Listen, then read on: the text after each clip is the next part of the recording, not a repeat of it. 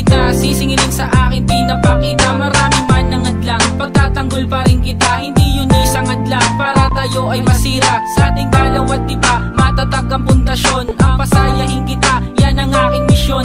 Sana nga hindi na tayo magkahiwalay, dahil pag nangyari yun ready na akong mamatay. Sapagkat ikaw ay aking sineryoso. Marami man ang babae na sa akin ay naloko. Ikaw pinili ko dahil minamahal kita. Pagsisilbihan hanggang sa aking pagtanda. At masaya na meron ka na sa aking tabi. Dahilan na ito ng pagbabago ni Loiky.